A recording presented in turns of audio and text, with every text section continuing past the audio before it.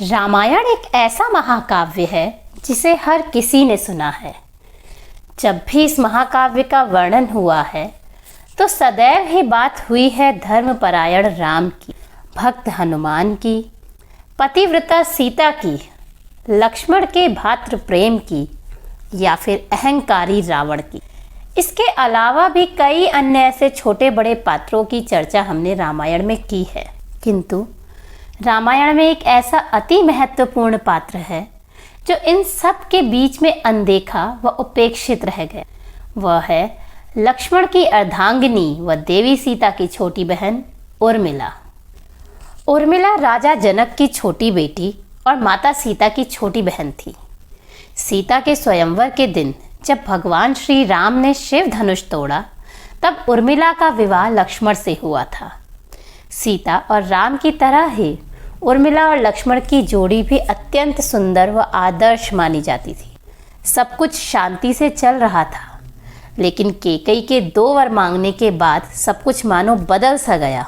श्री राम ने जब 14 वर्षों के लिए वनवास जाने का निर्णय लिया तो लक्ष्मण ने बहुत जिद करके अपने भैया भाभी के साथ जाने का आग्रह किया। तब उनकी पत्नी उर्मिला ने भी अपने पति के साथ वन जाने का प्रस्ताव रखा, किंतु लक्ष्मण ने उन्हें बहुत समझाया और अंततः उन्हें अयोध्या राज्य व अपने माता पिता की जिम्मेदारी सौंपकर वे वन चले गए।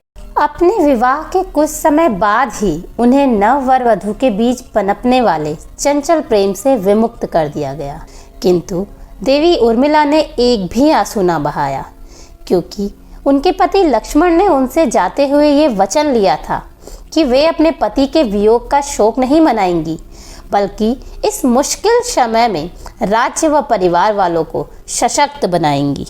अपने पति को दिए गए वचन के सम्मान में उर्मिला ने अपने पिता समान ससुर महाराज दशरथ की मृत्यु पर भी आंसू नहीं बहाए, बल्कि सभी माताओं का बहुत ध्यान रखा और एक अडिग चट्टान की तरह उनके साथ खड़ी रही। कई कथाएं तो यह भी कहती हैं कि जब लक्ष्मण ने वनवास के 14 सालों तक बिना सोए राम व सीता की सुरक्षा का संकल्प लिया था, तब उन्होंने अपनी निद्रा उर्मिला को समर्पित कर दी थी। उर्मिला ने 14 सालों तक अपने पति के लिए निद्रा ग्रहण की, ताकि लक्ष्मण बिना किसी रुकावट के अपना कर्तव्य पालन कर सके। एक बार अपनी पुत्री की चिंता में महाराज जनक उर्मिला को अपने साथ ले जाने के लिए अयोध्या आए।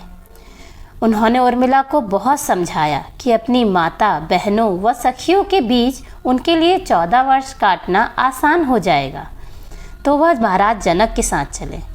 किंतु उर्मिला ने अपने पिता को खाली हाथ ही वापस भेज दिया, यह कहते हुए कि उन्होंने अपने पति को वचन दिया है और अब इस परिवार व राज्य का ध्यान रखना ही उनका सबसे पहला धर्म। जब रामायण का युद्ध समाप्त हुआ वह राम 14 वर्ष का वनवास पूर्ण कर अपनी पत्नी व भाई के साथ अयोध्या लौटे, तब लक्ष्मण ने जाकर उर्मिला को कहा कि प्रिय, मैं आ गया हूँ, अब तुम निद्रा देवी का त्याग कर सकती हो। उर्मिला का त्याग, समर्पण व निस्वार्थ भक्ति अतुलनीय है।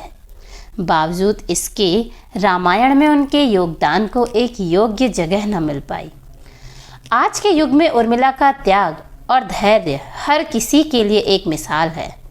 वह हमें यह सिखाती हैं कि जीवन के कठिन समय में भी अपने प्रिय के लिए प्रेम और समर्पण कैसा होना चाहिए। वर्तमान में देखा जाए तो रामायण के बाकी सभी महत्वपूर्ण पात्रों की तरह ही देवी उर्मिला के त्याग, बलिदान व समर्पण का वर्णन होना अति आवश्यक है। ऐसे आदर्श व्यक्तित्व के लिए हम सभी की तरफ से एक प्रार्थना और नमन। तो ये थी रानी उर्मिला की कहानी। अगर आपको ये वीडियो पसंद आया है तो इसे लाइक शेयर ज़रूर करें और ऐसी और कहानियाँ सुनने के लिए हमारे चैनल को सब्सक्राइब करें। धन्यवाद।